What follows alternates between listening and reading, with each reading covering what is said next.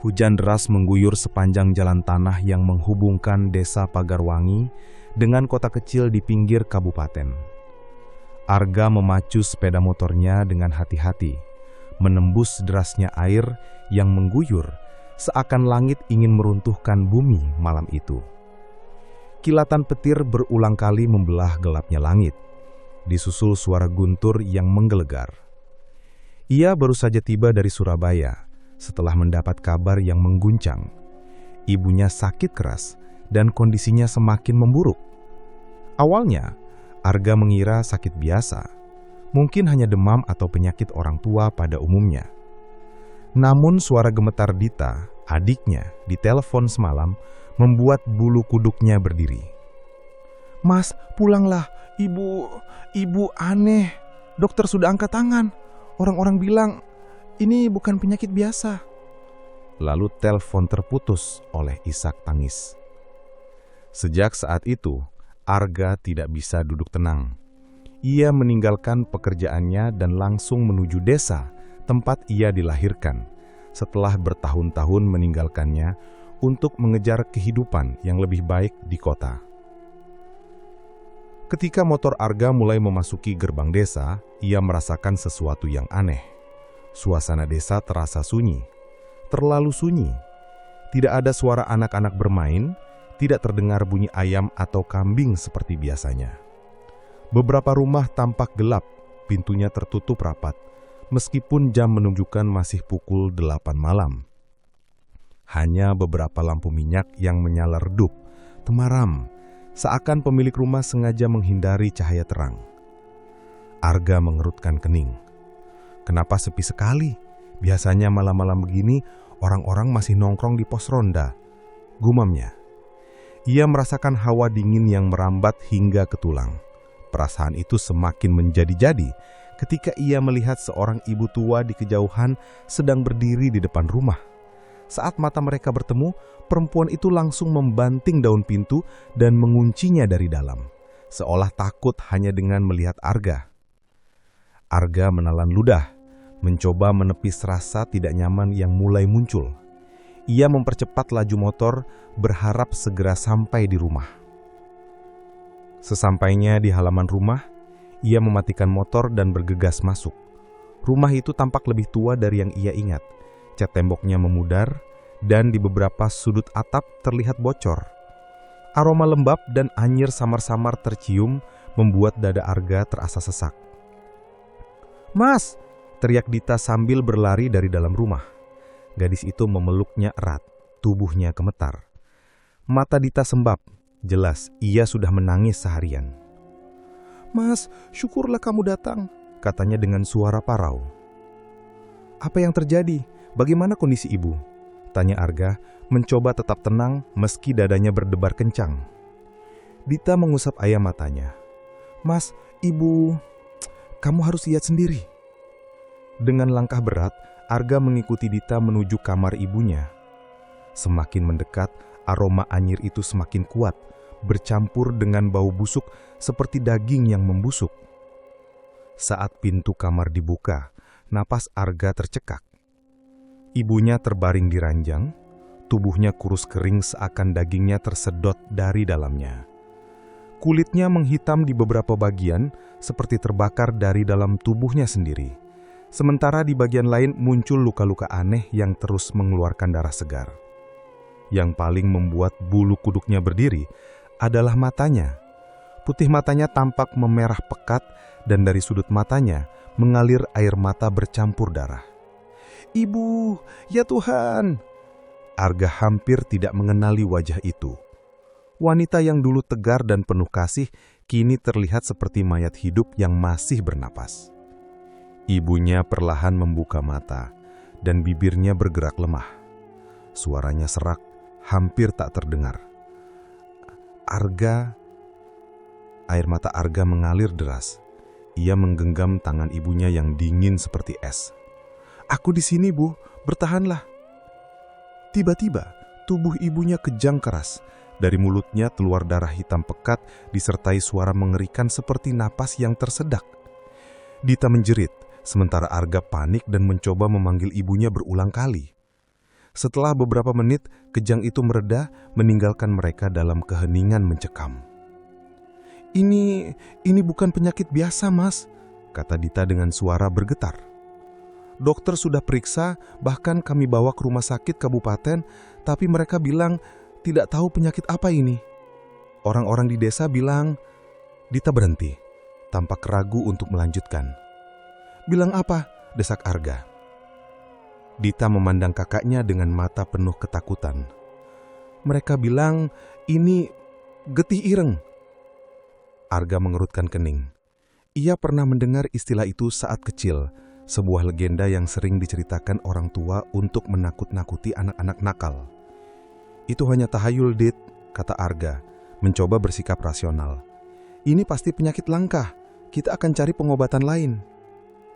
Namun dalam hatinya, Arga mulai goyah, terutama ketika ia melihat bekas luka di tubuh ibunya yang membentuk pola aneh, seolah ada sesuatu atau seseorang yang mengukirnya dari dalam.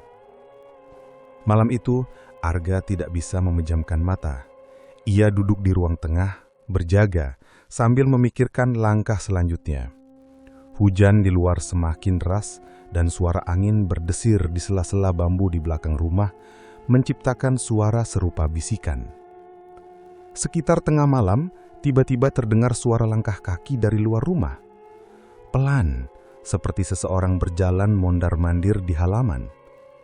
Arga berdiri, mengambil senter dan membuka pintu. Namun saat ia mengarahkan cahaya senter, tidak ada siapa-siapa. Hanya halaman yang becek dan basah oleh hujan. Ketika ia hendak balik masuk, terdengar suara tangisan yang lirih dari arah hutan bambu di belakang rumah. Suara itu terdengar seperti suara seorang wanita menangis terseduh-seduh. Arga tertegun, bulu kuduknya berdiri. "Siapa itu?" teriaknya. Tangisan itu berhenti mendadak, digantikan suara tawa pelan yang membuat darah Arga berdesir. Ia mundur perlahan, menutup pintu dan menguncinya rapat-rapat. Jantungnya berdegup liar. Keesokan harinya, Arga keluar rumah untuk membeli obat di warung. Saat ia melintas di jalan desa, ia merasa diperhatikan. Orang-orang yang biasanya ramah kini menghindari tatapan mata dengannya. Bahkan seorang tetua desa, Mbah Sarip, yang terkenal bijak, menghampirinya dengan wajah penuh kekhawatiran. "Arga, pulanglah cepat, jangan lama-lama di luar," katanya pelan. Arga mengerutkan kening. "Ada apa sebenarnya, Mbah?" Mbah Sarip menatapnya dalam-dalam, lalu berbisik seolah takut terdengar orang lain. "Arga, keluargamu sedang diganggu getih ireng, ilmu hitam yang sudah lama dikutuk para leluhur. Sekali terkena, darah yang mengalir tidak akan pernah bersih sampai generasi terakhir." Arga menatap lelaki tua itu dengan campuran bingung dan takut. "Itu cuma cerita lama, Mbah. Saya tidak percaya hal seperti itu." Mbah Sarip menggeleng pelan. "Percayalah, Nak, kalau kau tak segera mencari pertolongan, kau akan kehilangan lebih banyak dari yang kau kira." Sebelum Arga sempat bertanya lebih lanjut, Mbah Sarip sudah pergi terburu-buru, meninggalkan Arga dengan rasa penasaran dan ketakutan yang semakin dalam. Dalam hati, Arga mulai merasa bahwa apa yang dialami keluarganya bukanlah hal biasa, dan malam-malam berikutnya mungkin akan membawa kengerian yang tak pernah ia bayangkan. Di kejauhan, dari arah hutan bambu, terdengar kembali suara tangisan lirih. Kali ini lebih dekat, lebih jelas, dan samar-samar Arga merasa ada bayangan hitam yang mengintip dari balik pepohonan. Pagi itu, hujan semalam meninggalkan hawa lembab yang menusuk tulang. Matahari hanya muncul redup di balik awan kelabu. Desa Pagarwangi tampak seperti desa mati, sepi, dingin, dan penuh rasa takut yang tak terucapkan. Arga berdiri di depan rumah, menatap hutan bambu yang membentang di belakang desa. Bayangan dari malam sebelumnya masih jelas di kepalanya. Suara tangisan yang berubah menjadi tawa, dan sosok hitam yang samar-samar ia lihat dari balik pepohonan. Ia mengusap wajahnya dengan kasar, mencoba mengusir kantuk dan rasa cemas yang terus menghantui. Dita keluar dari rumah dengan mata sembab. Jelas ia belum tidur semalaman. "Mas, ibu belum sadar sejak tadi. Nadinya lemah sekali," ucapnya lirih. Arga mengangguk, menatap adiknya dengan prihatin. "Kita akan cari cara, Dit. Apapun itu, aku janji." Namun dalam hatinya keraguan mulai merayap. Kata-kata Mbah Sarip semalam terus terngiang di telinganya. Darah yang mengalir tidak akan pernah bersih sampai generasi terakhir. Arga tidak percaya tahayul, tapi terlalu banyak hal aneh yang sudah ia saksikan sejak tiba di desa itu. Ia tahu ia harus mencari jawaban. Pertemuan dengan tetua desa. Arga memutuskan untuk kembali menemui Mbah Sarip pagi itu. Rumah sang tetua berada di ujung desa, berdiri sendiri di dekat pematang sawah. Rumah itu sederhana namun tampak terawat. Saat Arga mengetuk pintu, seorang wanita paruh baya keluar. Wajahnya terlihat khawatir. "Mbah Sarip sedang tidak enak badan, Nak. Tapi kalau kamu mau bicara, coba saja masuk." Arga masuk ke dalam rumah yang penuh aroma dupa dan rempah. Di ruang tengah, Mbah Sarip duduk di kursi kayu. Tubuhnya tampak lemah namun matanya masih tajam. "Arga," sapanya pelan. "Aku sudah tahu kau akan datang." Arga menelan ludah, lalu duduk di hadapan lelaki tua itu. "Mbah, aku ingin tahu apa yang sebenarnya terjadi pada keluarga kami. Tolong, jelaskan semuanya." Mbah Sarip memejamkan mata sejenak, seperti sedang mengumpulkan keberanian. Ketika ia berbicara, suaranya rendah dan penuh kehati-hatian. "Apa yang kau lihat pada ibumu, itu bukan penyakit, Arga. Itu kutukan. Kutukan yang sudah dimulai sejak puluhan tahun lalu oleh leluhurmu sendiri." Arga mengerutkan kening. "Kutukan? Apa hubungannya dengan keluarga kami?" Mbah Sarip menarik napas dalam, lalu mulai bercerita. Dosa kakek buyut. Dulu di masa penjajahan Jepang, desa ini dilanda kelaparan. Banyak orang mati kelaparan, Arga.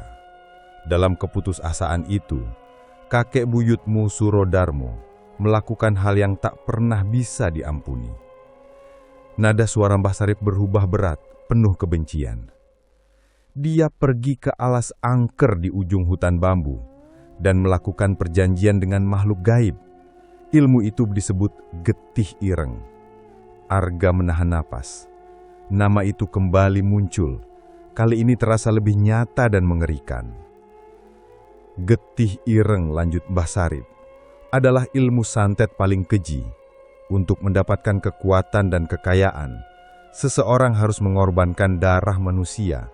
Bukan sembarang darah, tapi darah yang masih murni, darah dari seorang wanita hamil.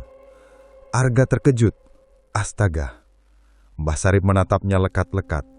Surodarmo mengorbankan istri sahabatnya sendiri. Wanita itu sedang mengandung 8 bulan. Ritual itu dilakukan di altar pemujaan di dalam hutan bambu. Saat darah wanita itu tumpah, Surodarmo mengikat perjanjian dengan makhluk kegelapan. Arga Frey menelan barmu benghayantan kekejian kaitu. Lalu apa yang terjadi setelah itu? Dia mendapatkan kekayaan dan pengaruh besar.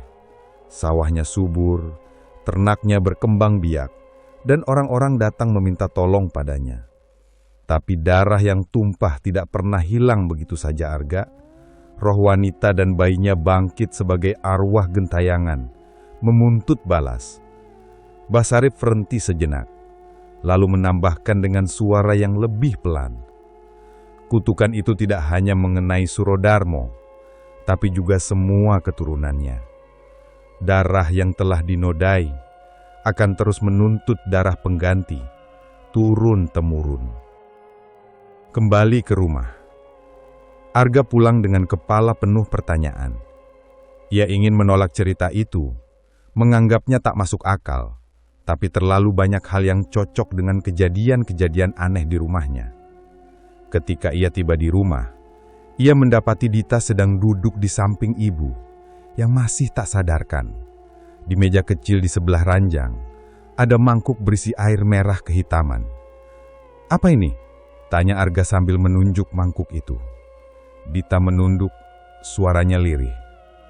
"Bu Lastri, tetangga kita yang menaruhnya. Katanya ini ramuan penolak santet. Mas, orang-orang di desa bilang keluarga kita dikutuk. Mereka bahkan takut mendekat." Arga memijat pelipisnya. "Aku tahu. Aku sudah bicara dengan Mbah Sarip. Dia bilang ini ada hubungannya dengan kakek buyut kita." Dita menatap kakaknya, bingung. "Apa maksudnya?" Arga hampir menjawab. Tapi sebelum ia sempat berbicara, tubuh ibu tiba-tiba kejang keras. Matanya terbuka lebar tapi yang terlihat hanyalah putih matanya. Dari mulutnya keluar suara yang bukan suaranya sendiri. Berat dan bergema seperti berasal dari kedalaman bumi. "Bayar, darah dengan darah, darah dengan darah." Dita menjerit ketakutan, sementara Arga memeluk tubuh ibunya, mencoba menenangkannya.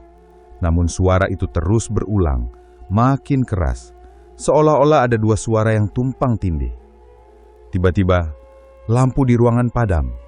Rumah mereka terbenam dalam kegelapan pekat. Dalam gelap terdengar suara tangisan bayi, pelan tapi jelas, diikuti suara langkah kaki yang berputar-putar mengelilingi mereka. Arga meraih senter di meja, menyalakannya, dan mengarahkannya ke sekeliling ruangan. Tidak ada siapapun, namun di sudut kamar ia melihat sesuatu yang membuat jantungnya berhenti berdetak. Bayangan wanita berambut panjang, tubuhnya berlumuran darah, berdiri diam sambil menatap mereka dengan mata kosong. Di pelukannya seorang bayi tanpa kepala. Arga berteriak, menarik Dita keluar dari kamar. Pintu ditutup rapat, dan mereka terengah-engah di ruang tengah. Ketakutan setengah mati. Bisikan di malam buta. Malam itu, Arga tidak bisa tidur. Ia duduk di depan kamar ibu memegang golok tua warisan ayahnya. Di luar, angin bertiup kencang, membawa suara-suara yang membuat bulu kuduknya berdiri. Tangisan bayi terdengar semakin sering, kadang bercampur dengan tawa yang menggema di antara pohon bambu. Tiba-tiba, sebuah bisikan terdengar di tepat telinganya, padahal tidak ada siapapun di sekitar. "Arga, darahmu, hutang, bayar hutang darah." Arga menoleh cepat, tapi hanya ada kegelapan. Ia mulai merasa seolah-olah seluruh rumah mengawasinya. Setiap sudut dipenuhi mata yang tak terlihat. Pagi menjelang dengan perlahan, tapi rasa takut itu tetap membekas. Arga sadar jika ia tidak segera menemukan cara menghentikan semua ini, keluarganya akan hancur, dan mungkin ia sendiri akan menjadi korban berikutnya. Penutup bab 2. Di jauhan matahari pagi bersinar pucat di balik kabut. Arga berdiri di depan rumah menatap hutan bambu yang tampak tenang. Tapi ia tahu di dalamnya terdapat rahasia kelam yang telah mengikat keluarganya selama puluhan tahun. Suara bisikan itu kembali terdengar. Kali ini lebih jelas. "Kami menunggu. Darahmu. Darahmu." Arga mengepalkan tangan. Ia tahu ia harus kembali ke hutan itu, menemukan altar pemujaan yang disebut Mbah Sarip, dan menghadapi kebenaran yang selama ini terkubur. Apapun yang menunggunya di sana, ia tak lagi punya pilihan selain menghadapinya. Karena kutukan getih ireng baru saja dimulai, dan darah terus menuntut balas. Udara desa Pagerwangi pagi itu terasa berat dan pengap. Matahari hampir tak terlihat, tersembunyi di balik kabut tebal yang menutupi desa. Arga berdiri di depan rumah, menatap hutan bambu yang menjulang di kejauhan. Bisikan-bisikan dari malam sebelumnya masih terngiang di telinganya, seakan suara itu menempel di pikirannya dan tidak mau hilang. Ia menarik nafas dalam-dalam. Sejak mendengar cerita Mbah Sarip tentang kakek buyut mereka, Suro Dermo, hatinya dipenuhi campuran marah dan takut. Bisa-bisanya, seorang leluhur tega mengorbankan orang lain demi kekuasaan batinnya. Tapi kemarahan itu segera berubah menjadi rasa bersalah setiap kali ia melihat ibunya yang terbaring tak berdaya di dalam kamar. Pagi itu, Arga mencoba memberikan sedikit bubur pada ibunya. Namun mulut wanita itu hanya mengerang, matanya tetap terpejam.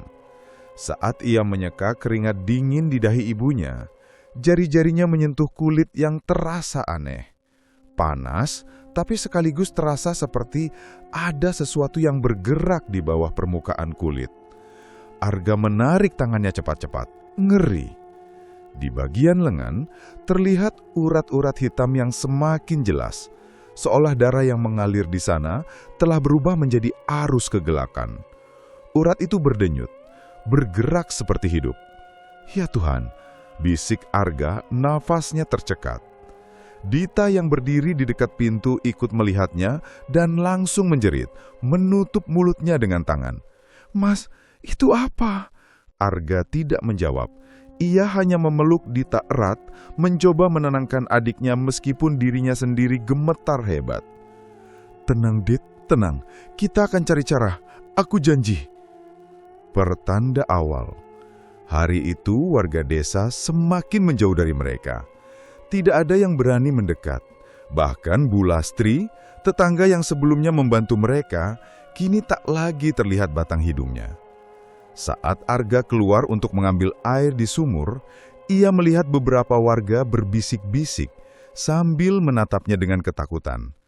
Salah satu di antara mereka, seorang lelaki paruh baya, bahkan membuat tanda tolak bala sambil buru-buru menutup pintu rumahnya ketika Arga lewat. Arga menggertakkan gigi. Rasa kesal bercampur cemas berkecamuk dalam dadanya. "Apa mereka semua menganggap kita pembawa sial sekarang?"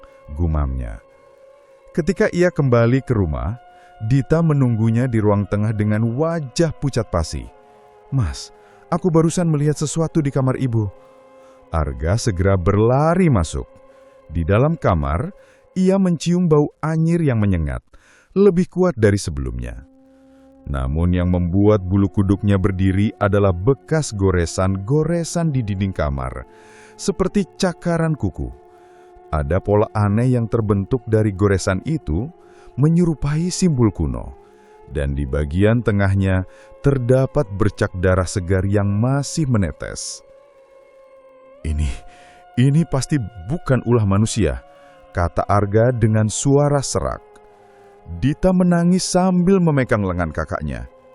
"Mas, aku takut. Setiap malam aku mendengar suara-suara dari kamar ini. Tangisan bayi, suara orang berbisik, kadang seperti ada yang tertawa pelan di telingaku." Arga menatap adiknya dengan serius. "Mulai sekarang, jangan pernah sendirian. Mengerti?" Dita mengangguk cepat, tapi tangisnya semakin pecah. Teror menimpa Dita.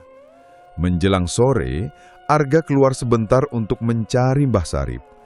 Ia ingin meminta saran atau setidaknya penjelasan tentang simbol aneh di kamar ibu. Namun saat ia kembali, teriakan Dita mengguncang seluruh rumah.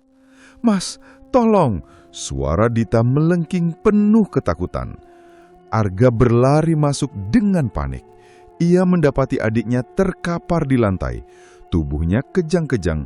Dari mulut Dita keluar darah hitam pekat, sama seperti yang pernah keluar dari mulut ibu semalam.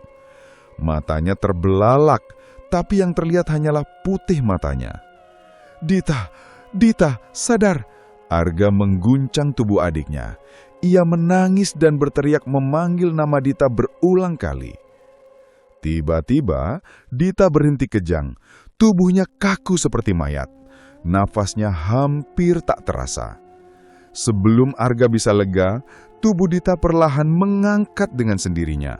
Seperti ada kekuatan tak terlihat yang mengangkatnya. Leher Dita menoleh ke arah Arga dengan gerakan yang tidak wajar, disertai suara retakan tulang yang mengerikan. Lalu dari mulutnya keluar suara berat yang bukan suaranya sendiri. "Darah belum cukup." Arga mundur beberapa langkah, keringat dingin membasahi seluruh tubuhnya. Ia ingin berlari, tapi rasa cinta pada adiknya menahan langkahnya. "Siapa kau? Lepaskan adikku!" teriak Arga dengan suara gemetar. Dita tersenyum aneh, senyum yang bukan miliknya. "Bayar hutang darah, darahmu, darah keturunanmu." Tiba-tiba, tubuh Dita terjatuh dengan keras. Ia pingsan dan nafasnya kembali normal. Arga bergegas memeluknya, menangis sambil berulang kali memanggil namanya. Namun di sudut kamar, ia sempat melihat bayangan hitam bergerak cepat menuju jendela, lalu menghilang ke arah hutan bambu. Kunjungan Mbah Sarip. Malam itu, Mbah Sarip datang ke rumah dengan wajah tegang. Ia membawa beberapa dupa dan benda-benda ritual. "Aku sudah melihat tanda-tandanya. Kutukan ini semakin kuat. Ia sudah mulai memakan darah," kata Mbah Sarip dengan nada muram. Arga menceritakan apa yang terjadi pada Dita. Mbah Sarip mengangguk, seakan sudah menduganya. Itulah tanda bahwa arwah korban pertama sedang menuntut balas. Wanita yang dikorbankan kakek buyutmu itu tidak akan tenang sampai ia mendapat darah pengganti. Dita yang baru sadar setelah pingsan seharian tampak lemah dan ketakutan. Aku merasa seperti ada yang masuk ke dalam tubuhku, Mas. Aku tidak bisa bergerak, hanya bisa melihat semuanya. Gelap, dingin, dan ada suara bayi menangis di dekat telingaku." Arga memeluk adiknya erat, bertekad melindunginya apapun yang terjadi. "Aku tidak akan membiarkanmu jadi korban, Dit. Tidak akan." Mbah Sarip meletakkan dupa di sudut kamar lalu menyalakannya. Aroma wangi yang pekat segera memenuhi ruangan. Namun bersamaan dengan itu, suara-suara aneh mulai terdengar. Suara tangisan bayi, desisan seperti ular, dan bisikan yang datang dari segala arah. "Apa yang sebenarnya mereka inginkan, Bah?" tanya Arga, hampir berteriak karena panik. "Mereka ingin darah pengganti," jawab Mbah Sarip dengan suara tegas. "Selama perjanjian itu belum ditebus, mereka akan terus menghantui keluarga kalian. Luka yang tampak di tubuh ibumu dan Dita bukan hanya luka fisik, tapi luka yang ditorehkan dari dunia gaib." Arga merinding mendengar kata-kata itu. Malam yang paling gelap. Malam menjelang dengan cepat, dan hawa di dalam rumah semakin dingin. Dupa yang dibakar Mbah Sarip mulai padam satu persatu tanpa sebab yang jelas. Arga berjaga di samping Dita, sementara Mbah Sarip duduk di lantai sambil merapal doa. Tiba-tiba semua pintu dan jendela tertutup sendiri dengan suara keras. Lampu padam. Dalam gelap, terdengar suara gamelan kuno yang samar, seperti berasal dari jauh.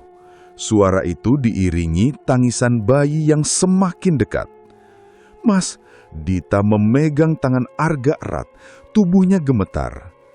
Dari arah pintu kamar, bayangan wanita berambut panjang perlahan muncul, berjalan mendekat. Wajahnya penuh luka, darah menetes dari matanya. Di pelukannya, bayi tanpa kepala yang terus menangis. Arga ingin bergerak, tapi tubuhnya seakan terkunci.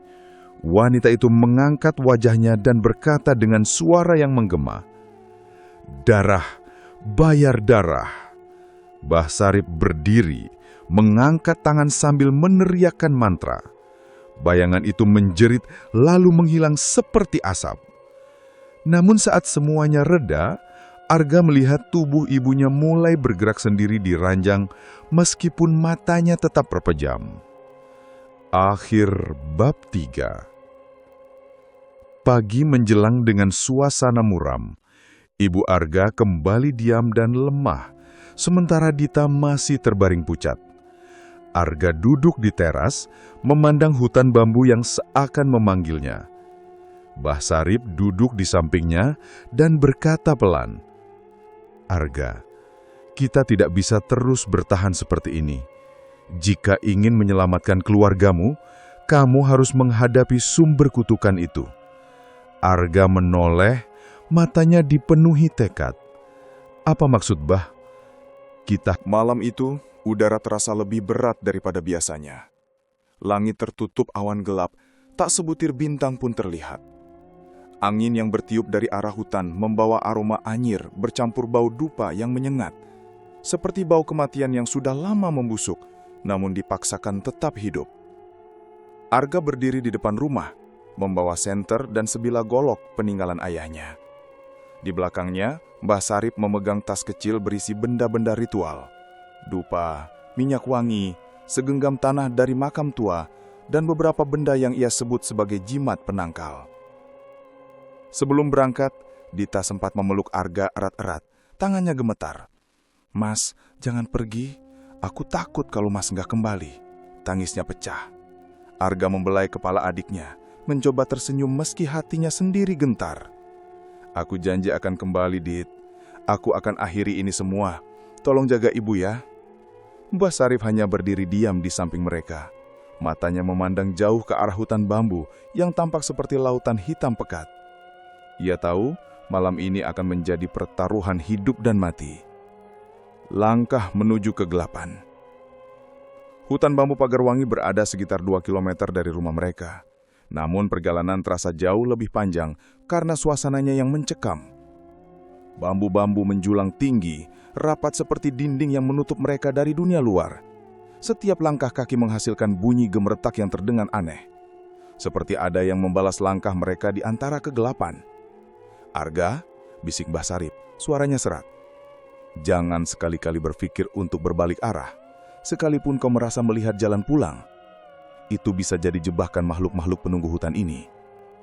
Arga mengangguk, menggenggam goloknya lebih erat. Namun di dalam hati, ia sudah mulai merasakan desakan aneh. Seperti ada yang memanggil namanya, lirih tapi jelas. "Arga, Arga." Ia menggigil. Suara itu terdengar seperti suara ibunya, kadang berubah menjadi suara Dita. "Mas, tolong aku." Arga hampir berlari, tapi Mbah Sarip cepat-cepat menahan lengannya. "Jangan dengarkan," bentak Mbah Sarip pelan. "Itu bukan adikmu, itu mereka yang mencoba memecah fokusmu." Arga mengangguk, mencoba menenangkan diri. Namun keringat dingin sudah mengalir di pelipisnya. Ia sadar, semakin dalam mereka masuk, semakin tipis batas antara dunia nyata dan dunia gaib. Bayangan pertama. Sekitar 1 jam perjalanan, mereka tiba di sebuah persimpangan jalan kecil. Di tengah persimpangan, terdapat batu besar berlumut dengan ukiran kuno yang hampir pudar. Ukiran itu membentuk simbol mirip yang Arga lihat di kamar ibunya beberapa malam lalu. Mbah Sarip berlutut, meraba batu itu dengan tangan bergetar. "Ini tempat awal mula perjanjian Surodermo dilakukan," gumamnya. Arga menatap sekeliling. Hutan terasa sunyi, tak wajar, bahkan suara jangkrik pun lenyap.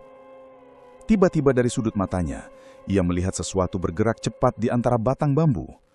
Mbah, ada yang bergerak," bisik Arga mengangkat goloknya. Mbah Sarip mengeluarkan sebatang dupa dan menyalakannya. Asap dupa akan memaksa mereka menampakkan diri. Saat asap putih pekat mulai mengepul, bayangan-bayangan hitam perlahan muncul di sekitar mereka. Ada yang berbentuk manusia tanpa kepala, ada pula yang merangkak seperti binatang. Namun semuanya memiliki mata merah menyala, menatap Arga penuh kebencian. Arga mundur selangkah, nafasnya tercekak. Apa mereka arwah korban itu, Mbah?"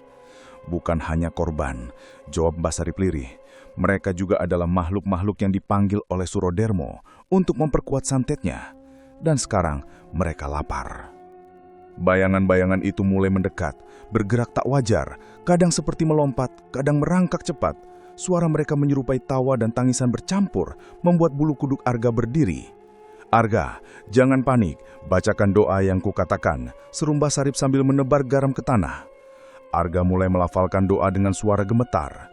Namun salah satu bayangan tiba-tiba menyerang dari belakang, menjatuhkannya ke tanah. Makhluk itu terasa dingin dan licin seperti lumpur busuk. Arga menjerit, mencoba menebasnya dengan golok. Tebasannya tepat mengenai makhluk itu. Namun badan makhluk itu seakan terbuat dari asap. Hanya suara jeritan yang terdengar, lalu ia hilang. "Cepat bangkit!" Mbah Sarip menarik Arga berdiri. Kita belum sampai di altar. Ini baru gerbang pertama. Mata dari kegelapan. Semakin mereka berjalan, semakin pekat hawa di hutan itu. Bambu-bambu tampak lebih tinggi dan rapat seakan mengurung mereka seperti penjara. Asap putih dari dupa semakin tebal, namun entah kenapa terasa semakin sulit bernafas. Arga mulai merasa linglung. Di sekelilingnya ia mulai melihat bayangan orang-orang yang ia kenal. Dita, ibunya, bahkan almarhum ayahnya. Mereka memanggil namanya, meraih tangannya, memohon agar ia pulang. "Mas, jangan tinggalkan aku." Suara Dita terdengar begitu nyata. Arga hampir melepaskan pegangan Mbah Sarip untuk berlari ke arah suara itu. Tapi Mbah Sarip tak memampar pipinya keras-keras. "Sadarlah Arga, itu bukan mereka," bentaknya. Arga terengah-engah, matanya berkaca-kaca. Aku hampir percaya, Mbah. Rasanya begitu nyata. Itulah kekuatan Geti Ireng. Dia menyerang pikiran dan hatimu, membuatmu melihat apa yang paling kau takuti atau yang paling kau rindukan. Saat mereka terus berjalan, suara-suara aneh semakin jelas. Ada suara gamelan kuno yang dipukul tak beraturan, tanggisan bayi, dan sesekali terdengar suara wanita tertawa keras, panjang, menusuk telinga. Lalu Arga melihatnya. Sepasang bata raksasa berwarna merah darah yang muncul di kegelapan hutan, mengawasi mereka dari kejauhan. "Mbah, apa itu, Mbah?" Arga menunjuk dengan tangan gemetar. Mbah Sarip menatap tajam ke arah mata itu. "Itu adalah penjaga altar. Jika ia muncul, berarti kita semakin dekat." Altar Geti Ireng. Setelah perjalanan yang terasa seperti berjam-jam, mereka tiba di sebuah lapangan kecil di tengah hutan. Di tengah lapangan itu, berdiri altar batu hitam, ditutupi lumut dan bercak darah yang sudah mengering. Di sekeliling altar, terdapat tulang belulang manusia yang berserakan, bukti nyata dari ritual pengorbanan yang pernah dilakukan Surodermo. Arga hampir muntah melihat pemandangan itu. "Ya Tuhan, berapa banyak orang yang dikorbankan di sini?" Mbah Sarip berlutut di depan altar, mulai menyiapkan benda-benda ritual. "Arga, tugasmu adalah berdiri di sekelilingku dan melindungi lingkaran ini. Jangan biarkan makhluk apapun masuk." Arga mengangguk, mengangkat goloknya. Namun sebelum Mbah Sarip memulai ritual, tanah bergetar. Suara tawa wanita terdengar dari segala arah, semakin keras dan menggema. Dari balik pepohonan muncul wanita berambut panjang yang sama seperti yang Arga lihat di rumah sebelumnya. Kini wujudnya jauh lebih mengerikan. Tubuhnya dipenuhi luka buka, darah hitam mengalir dari matanya, dan ia memeluk bayi tanpa kepala. "Darah!" Suaranya bergema, penuh kebencian.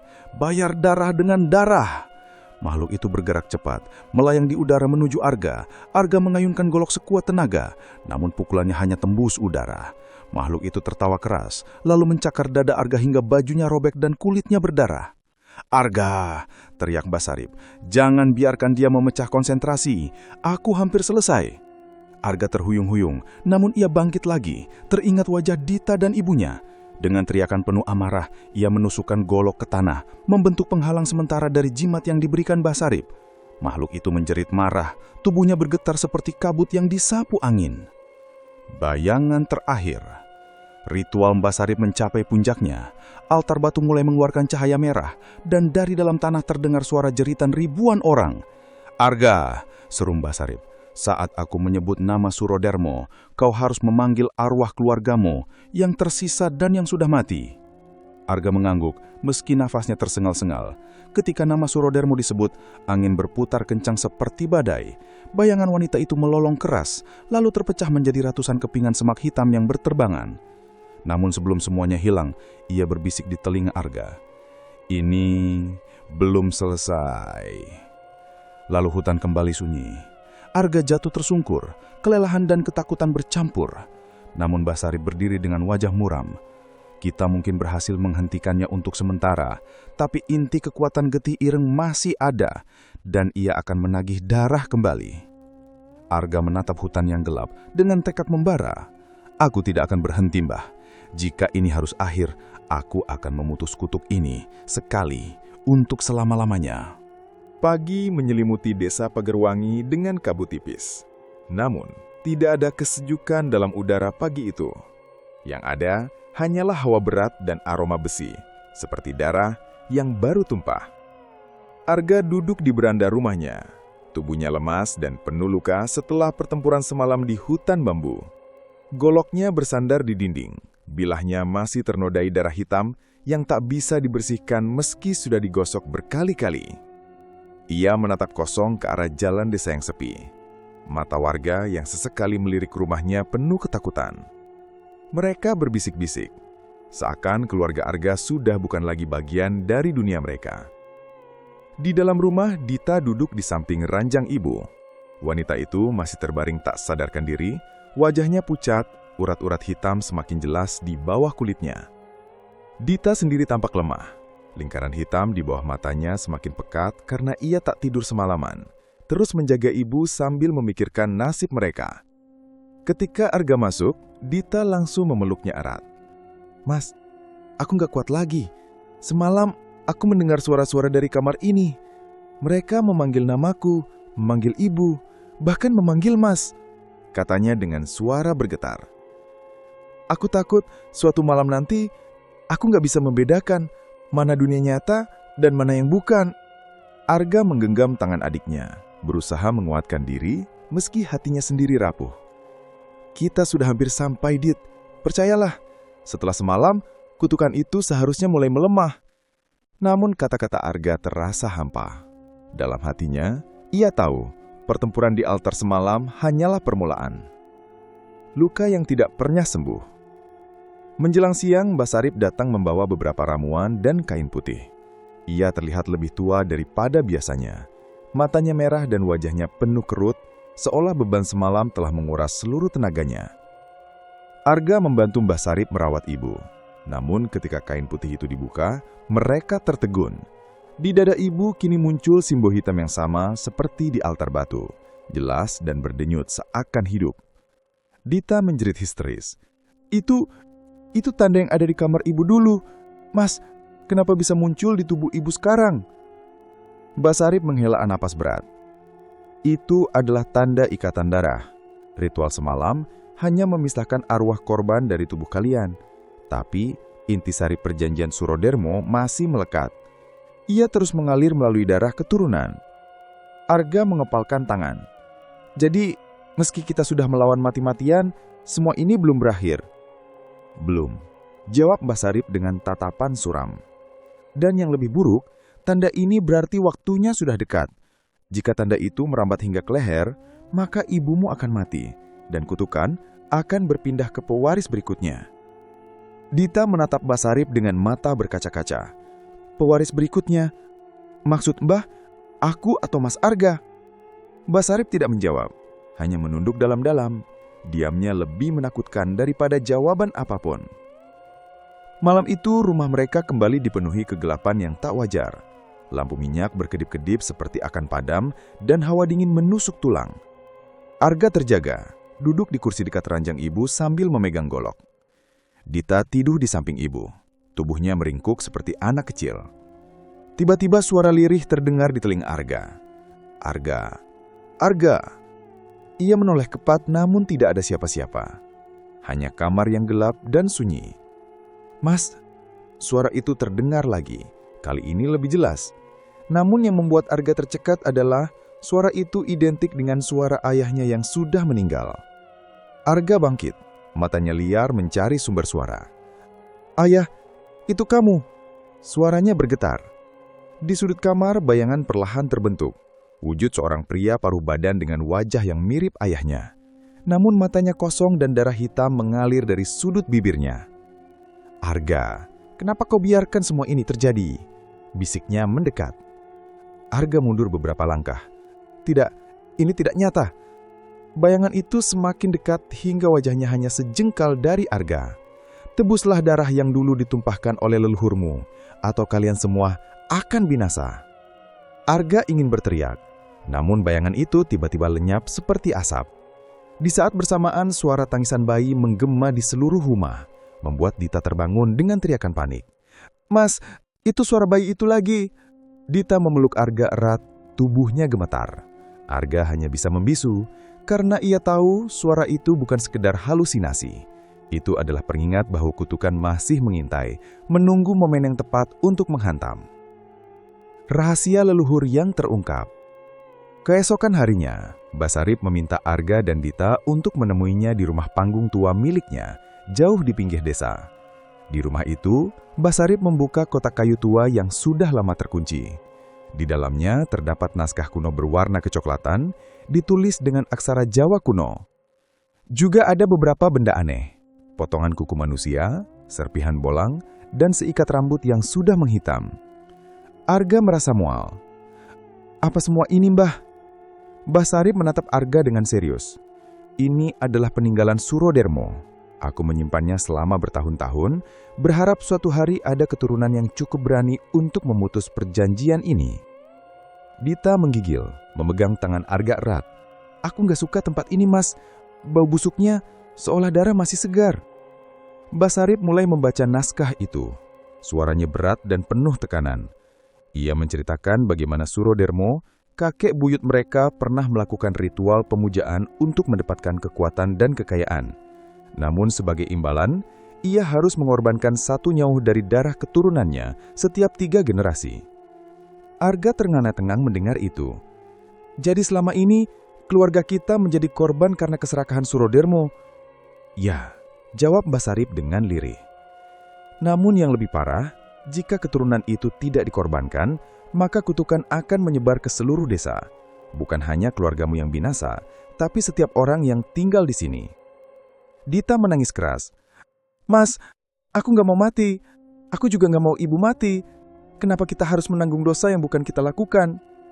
Arga memeluk adiknya erat, berusaha menenangkan tangisannya. Dalam hatinya, amarah dan ketakutan bercampur menjadi satu.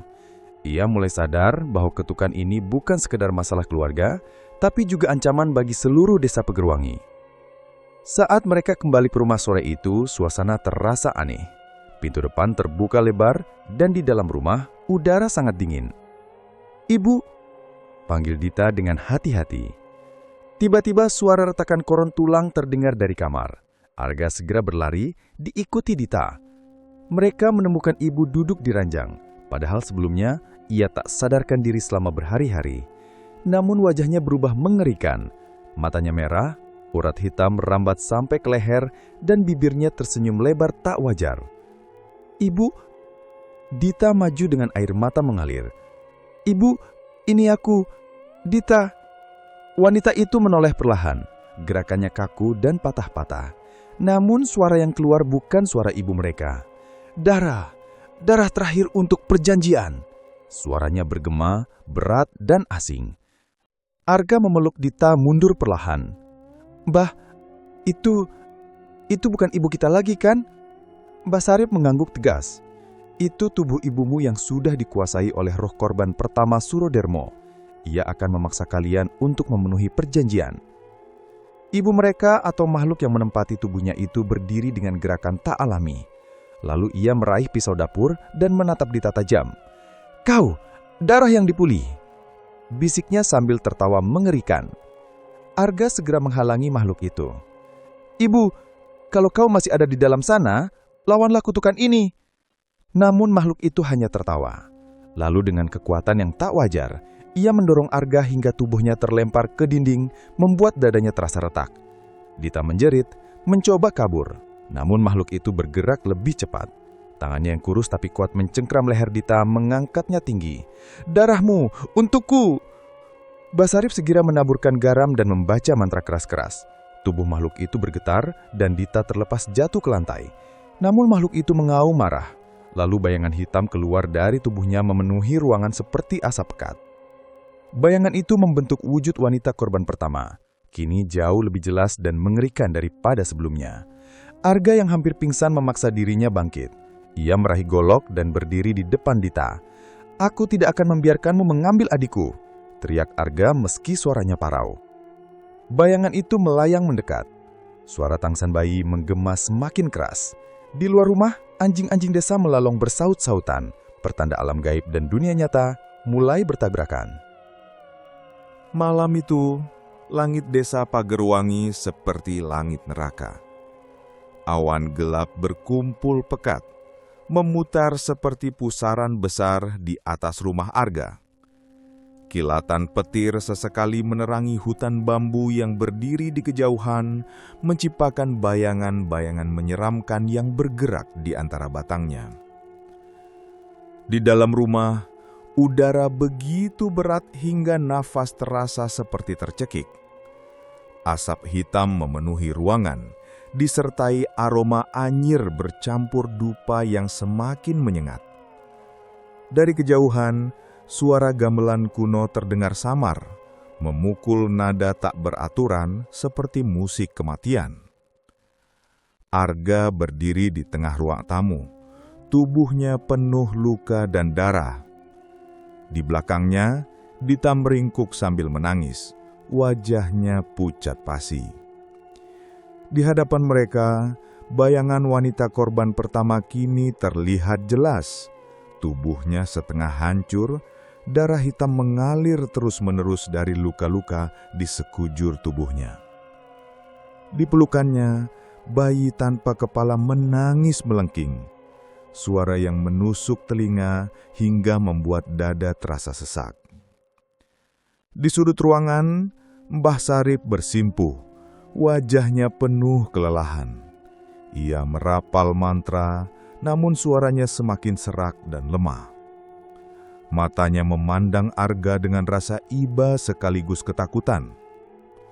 "Arga," suara Mbah Sarip bergetar. "Waktunya sudah tiba. Kau harus memilih." Arga menggenggam golok erat-erat. Tangannya gemetar, bukan hanya karena takut, tapi juga karena beban pilihan yang tak tertanggung. Aku tidak bisa, Mbah. Aku tidak bisa memilih antara adikku atau seluruh desa." Bayangan wanita itu tertawa, suara tawanya menggema hingga mengguncangkan dinding rumah. "Darah, darah, darah terakhir untuk perjanjian." Suara bayi menangis semakin keras, seolah memaksa waktu terus melaju-maju. Pengakuan yang menyayat hati. Mbah Sarip menutup mata, menghela nafas berat, lalu berkata dengan suara lirih namun jelas, "Arga, selama ini aku menyimpan satu rahasia tentang siapa sebenarnya yang seharusnya dikorbankan." Arga dan Dita sama-sama terkejut. "Apa maksud Mbah?" tanya Arga dengan suara parau. Mbah Sarip menatap Arga, matanya berkaca-kaca. "Seharusnya yang dikorbankan bukan Dita, bukan juga ibumu." Ia terdiam sejenak, seakan berat untuk melanjutkan kata-kata itu. "Tapi kau, Arga." Ruangan seketika sunyi. Hanya suara tangisan bayi yang terdengar semakin lirih namun mengiris hati. Arga mematung. Aku?" Suaranya nyaris tak terdengar. "Mbah, jangan bercanda. Kenapa harus aku?" Mbah Sarip menunduk dalam-dalam. "Karena kau adalah anak sulung dari garis keturunan Surodermo. Dalam perjanjian itu, darah yang pertama kali tumpah haruslah darah pewaris tertua. Jika bukan kau yang dikorbankan, maka kutukan akan terus berpindah ke adikmu, ke ibumu, bahkan ke setiap orang di desa ini." Dita terisak, memeluk Arga erat-erat. "Mas, jangan dengarkan dia. Aku gak mau kehilangan Mas. Kita bisa melawan bersama-sama." Arga memeluk adiknya kembali, air matanya jatuh tanpa bisa ditahan. Namun dalam hatinya, ia tahu kata-kata Mbah Sarip adalah kebenaran yang tak bisa dihindari. Ketakutan yang memuncak. Bayangan wanita itu maju selangkah. Dinding rumah mulai retak. Dari celahnya merembes darah hitam yang mengalir seperti sungai kecil. Suara tangisan bayi kini bergema di luar rumah, diikuti lolongan anjing-anjing desa. Arga mulai melihat bayangan wajah-wajah warga desa muncul di antara asap hitam. Mereka menjerit-jerit, memohon pertolongan. "Arga, tolong kami! Kami tidak ingin mati! Bunuh salah satu dari keluargamu atau kami semua akan terbakar!" Arga memegang kepalanya, berteriak frustasi, "Diam, diam semua!" Dita menangis semakin keras. Tubuhnya gemetar hebat. "Mas, aku gak mau mati, Mas. Aku juga gak mau Mas mati. Kenapa kita harus memilih?" Bayangan wanita itu tertawa lagi, lalu menunjuk Dita. Darah itu yang kuinginkan." Ia bergerak cepat, meraih Dita dengan tangan panjangnya yang kurus dan penuh luka. Arga berteriak, melompat maju sambil mengayunkan goloknya. Tebasan itu berhasil memutus tangan makhluk itu, namun darah hitam muncrat mengenai wajah dan mata Arga hingga penglihatannya buram. "Arga, fokus!" teriak Mbah Sarip. "Kalau kau tak segera memilih, kutukan ini akan menelan kita semua." Kekuatan yang terkubur. Dalam kepanikan itu, sesuatu yang aneh terjadi. Simbol hitam di dada ibu mulai bersinar memancarkan cahaya merah. Tiba-tiba, tubuh ibu terangkat ke udara, lalu mata dan mulutnya terbuka lebar mengeluarkan jeritan panjang. "Ara!" Cahaya merah itu menyebar ke seluruh ruangan. Bayangan-bayangan di dinding tampak terbakar dan berteriak kesakitan. Namun bersamaan dengan itu, suara Surodermo terdengar menggema dari langit-langit rumah. "Darahku, darah anakku, darah keturunanku akan hidup selamanya." Arga terhuyung, teringat semua yang telah ia lihat dan alami. Ia menyadari satu hal. Kutukan ini tidak hanya tentang pengorbanan, tapi juga tentang menghancurkan ikatan yang membuat Surodermo tetap berkuasa. Pilihan Arga. Arga menarik nafas panjang, lalu memandang Dita. Adiknya menatap balik, wajahnya penuh air mata. "Mas, jangan tinggalkan aku," bisiknya lemah. Arga tersenyum samar meski matanya basah oleh air mata. "Dita, kau adalah hidupku. Aku tidak akan membiarkan kutukan ini merenggutmu." Mbah Sarip berseru panik. "Arga, jangan bodoh. Jika kau mengorbankan dirimu, mungkin desa selamat. Tapi jika gagal, kalian semua tetap mati." Arga menatap Mbah Sarip dengan tatapan penuh tekad. "Aku tidak peduli dengan kemungkinan. Aku hanya tahu satu hal. Aku tidak akan membiarkan Dita jadi korban." Ia memeluk Dita erat-erat, lalu mendorongnya ke belakang Mbah Sarip. "Bawa dia keluar dari rumah ini. Jangan biarkan dia kembali." "Mas!"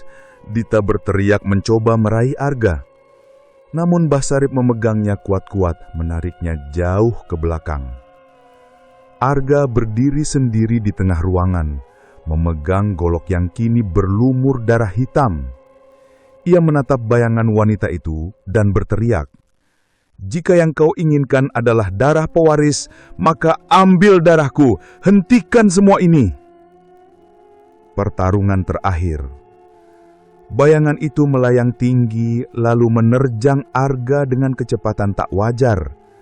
Golok Arga bersinar merah saat ia mengayunkannya, memotong bayangan itu menjadi dua.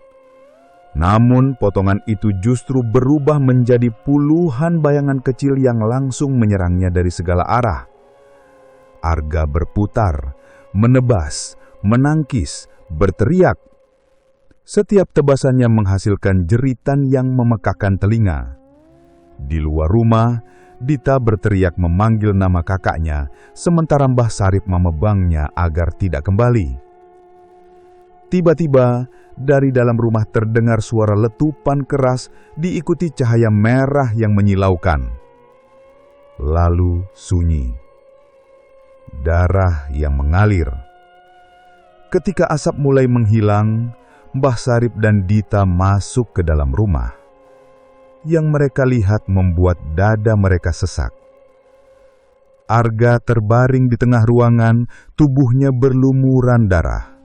Goloknya patah menjadi dua dan simbol hitam di dadanya perlahan memudar. Dita Rari berlari memeluk kakaknya, menangis tak terkendali. "Mas, bangun mas, jangan tinggalkan aku." Arga membuka. Hujan turun deras semalaman, membasuh tanah desa Pagerwangi yang sebelumnya dipenuhi darah dan abu ritual. Langit pagi tampak kelabu, seperti ikut berduka atas apa yang telah terjadi.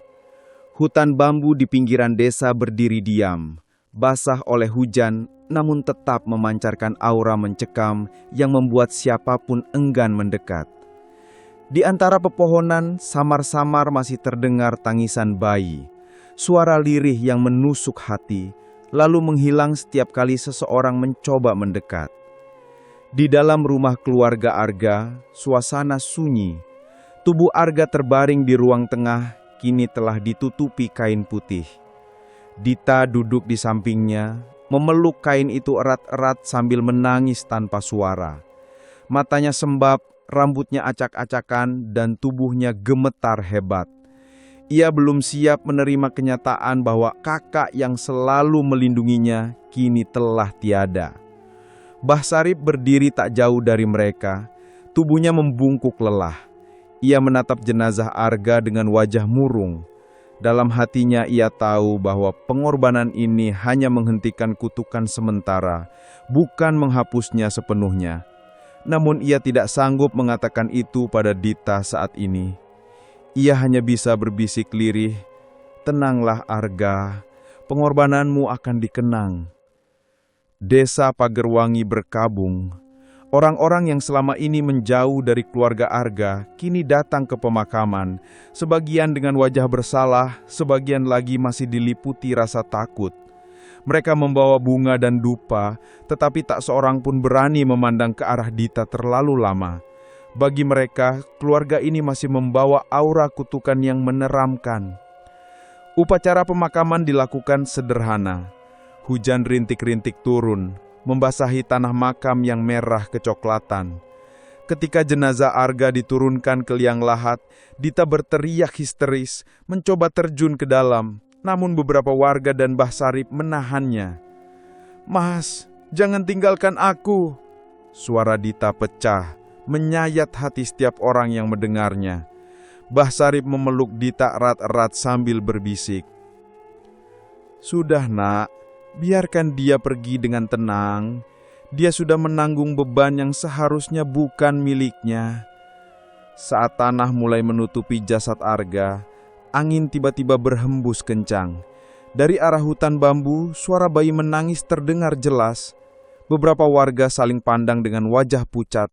Sebagian langsung pergi dengan terburu-buru, meninggalkan pemakaman tanpa pamit. Dita menghentikan tangisnya sejenak, menoleh ke arah hutan. "Bah, kau dengar itu? Suara bayi itu?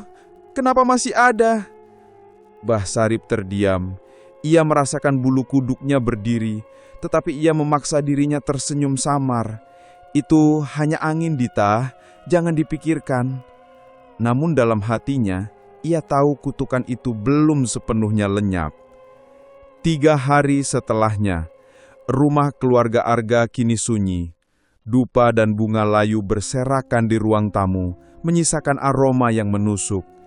Dita duduk di kamar, menatap foto dirinya bersama Arga dan ibu yang kini juga sudah meninggal. Matanya kosong, pikirannya kacau. Sejak pemakaman, Dita sering merasa diawasi. Kadang-kadang ia melihat bayangan kecil berlari di ujung matanya. Kadang-kadang ia mendengar suara tawa bayi di tengah malam, meskipun rumah itu jelas kosong. Paling menakutkan adalah saat ia melihat bekas tangan hitam di kamar mandi yang hilang begitu ia berkedip. Pada malam ketiga, Dita terbangun karena mendengar suara Arga memanggil namanya. "Dita!" Suara itu lembut namun jelas berasal dari luar jendela. Dengan hati berdebar, Dita berjalan mendekat. Di luar sana, ia melihat siluet Arga berdiri di bawah hujan, mengenakan pakaian yang ia kenakan saat dikuburkan. "Mas, itu kamu?" Suara Dita bergetar. Siluet itu hanya tersenyum samar, lalu mengulurkan tangan. "Dita, ikut aku, kita bisa bersama lagi." Air mata Dita mengalir deras. Ia hampir membuka jendela, namun tiba-tiba tangan kekar menariknya mundur dengan paksa. "Jangan!" teriak Mbah Sarip. Dita terjatuh ke lantai, terengah-engah. Saat ia kembali melihat keluar, siluet itu sudah menghilang, hanya hujan deras yang tersisa. Mbah Sarip berdiri di sampingnya, wajahnya pucat. "Itu bukan kakakmu, Dita. Itu bayangan yang tersisa dari getih ireng. Ia ingin menarikmu kembali ke dalam perjanjian darah." Dita menangis ketakutan, memeluk Mbah Sarip erat-erat. "Mbah, aku tidak sanggup lagi. Tolong aku." Keesokan harinya, Mbah Sarip memutuskan untuk menceritakan kebenaran yang selama ini ia simpan. "Dita, dengarkan baik-baik," ucapnya serius. "Pengorbanan Arga telah memutus perjanjian utama Surodermo, namun sebagian kutukan masih tertinggal karena darah keturunan masih mengalir di tubuhmu." Dita terdiam, matanya membesar ketakutan. "Ah, apa maksud Mbah?" "Selama darah itu masih ada," lanjut Mbah Sarip, "roh-roh yang pernah dipersembahkan dalam ritual akan terus berusaha kembali. Mereka menginginkan pengorbanan terakhir, darahmu sendiri." Dita terhuyung, hampir pingsan. Tidak, aku tidak mau seperti Mas." Mbah Sarip menggenggam tangan Dita erat-erat. "Tenang, kita masih punya waktu, tapi kau harus kuat. Jangan pernah mendekati hutan bambu sendirian. Jangan pernah merespon suara yang memanggil namamu di malam hari. Itu semua adalah tipu daya." Dita mengangguk, meski air matanya terus mengalir. Pertanda yang mengerikan. Malam itu desa Pagerwangi diguncangkan peristiwa aneh. Beberapa warga melihat bayangan bayi merangkak di jalan desa, meninggalkan jejak darah. Seekor kambing ditemukan mati dengan perut robek, darahnya habis seperti disedot sesuatu. Di rumah Dita, bau anyir semakin kuat, meskipun ia sudah membersihkan setiap sudut rumah. Saat tengah malam, Dita terbangun lagi. Namun kali ini bukan suara tangisan yang ia dengar, melainkan bisikan lirih di telinganya. "Dita, darahmu adalah darah terakhir." Ia mematung ketakutan, tubuhnya tak bisa bergerak. Dalam kegelapan kamar, ia melihat bayangan tangan kecil merayap ke arah wajahnya. Sebelum tangan itu menyentuhnya, Dita berteriak keras hingga Mbah Sarip lari masuk. Namun yang dilihat Mbah Sarip hanyalah Dita yang gemetar ketakutan di pojok kamar. Tidak ada bayangan, tidak ada suara, hanya udara dingin yang menusuk tulang. Mbah Sarip memeluk Dita erat-erat. "Tenang nak, aku di sini." Namun dalam hatinya, ia tahu waktu mereka semakin sedikit. Akhir yang menggantung. Beberapa hari kemudian, Mbah Sarip memutuskan untuk membawa Dita pergi dari desa. Ia berharap dengan menjauh dari tempat asal kutukan, Dita bisa hidup normal. Namun saat mereka melewati tepi hutan bambu, Dita berhenti. Matanya tertuju pada sebuah pohon besar di tengah hutan. Di sana, samar-samar ia melihat bayi berlumuran darah yang tersenyum padanya. "Mbah, kau lihat itu?" Mbah Sarip menoleh kecepat, namun ia hanya melihat pepohonan gelap yang bergoyang tertiup angin. "Tidak ada apa-apa, Dita. Ayo cepat." Namun Dita terus menatap ke dalam hutan, matanya tak berkedip. Senyum bayi itu semakin lebar, lalu terdengar suara Arga yang sangat jelas. "Dita, waktunya sudah dekat." Air mata Dita mengalir deras. Ia memejamkan mata dan berlari mengikuti Mbah Sarip. Di kejauhan, hutan bambu kembali sunyi. Namun dari dalam kegelapan, suara tangisan bayi terdengar lirih, diiringi tawa samar. Suara itu berbisik, "Darah terakhir belum tumpah. Aku akan menunggu sampai garis keturunan ini habis." Lalu hutan kembali diam, menyimpan rahasia kelam getih ireng, menunggu saatnya untuk kembali.